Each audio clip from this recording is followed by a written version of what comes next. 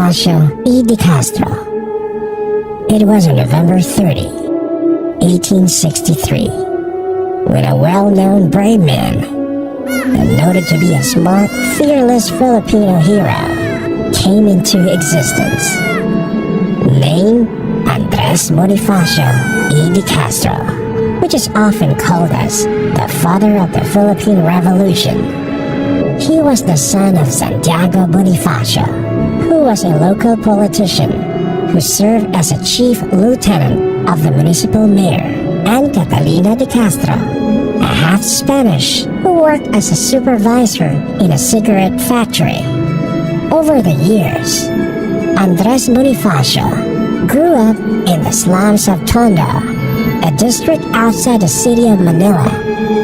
However, at the early age of 14, both of his parents died.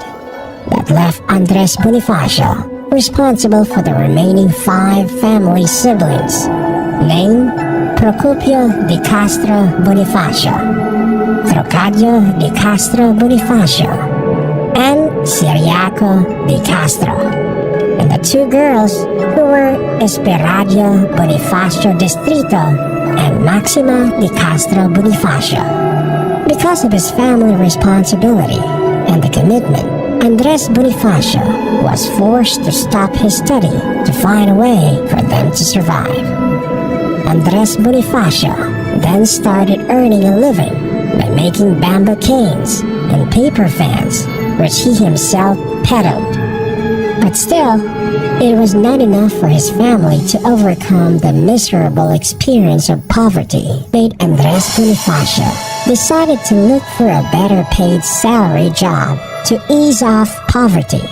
Due to lack of formal education, he landed a job as a messenger of a British firm called Fleming and Company.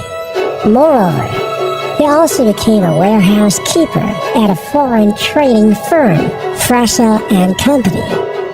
Andrés Bonifacio's new working environment exposes him to opportunities that expand his knowledge and learning to master his vocabulary skills, and was able to improve his facility in the medium. Meanwhile, Andrés Bonifacio was said to be married to Monica, his first wife, which was his neighbor from Palomar, Tondo. But there was no enough basis to specify the exact date of their marriage. However, his wife died due to leprosy a year after their marriage. Monica and Andrés didn't have children within the year of their marriage, and during the year 1892, at the age of 29, Andrés found another woman in his life. This woman was only 18 years old when Andrés met her, named Gregoria de Jesus. And in the year 1893, they finally became one. They got married at the Binondo Church in a Catholic ceremony.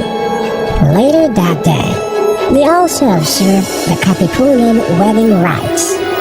Later on, the couple had their first son named Andrés in the early 1896. But unfortunately, their son died due to smallpox while still an infant. In addition, while Andrés Bonifacio was still in the line of his new job, it allowed him to have access to a wealth of available literature in Spanish over to a bigger world of famous writers and philosophers.